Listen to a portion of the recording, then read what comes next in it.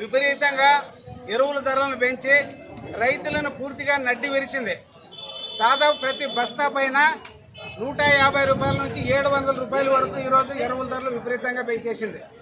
ఒక 1435 14 ఎరువు 1800 ఉన్నటువంటి ధరని ఏకంగా 2400 రూపాయల వరకు పెంచింది.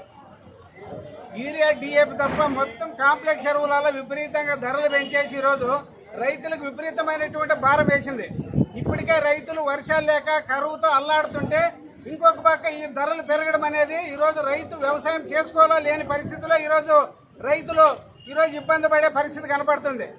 అయినా ఈ కూటమి ప్రభుత్వం కానీ లేదా కేంద్రంలో ఉన్నటువంటి ఎన్డీఏ ప్రభుత్వం కానీ ఏం అర్థం కావడం లే. వీళ్ళు 2 ఏళ్ల పరిపాలన పూర్తి చేసుకున్నామని సంబరాలు చేసుకుంటున్నారు. మేము కూటమి ప్రభుత్వాన్ని అడుగుతున్నాం, మీరు ఎరువుల ధరలు పెంచడమేనా ఈ 2 ఏళ్లలో మీరు సాధించింది ఏమని మేము అడుగుతున్నాం. ఈరోజు యూరియా డిఏపి సరఫరా చేయకున్నట్ల యాప్ తీసుకొని వచ్చి యాప్ ద్వారా 5 ఎకరాల రైతులకు కూడా 5 సంచులు యూరియా సరఫరా చేస్తారంట.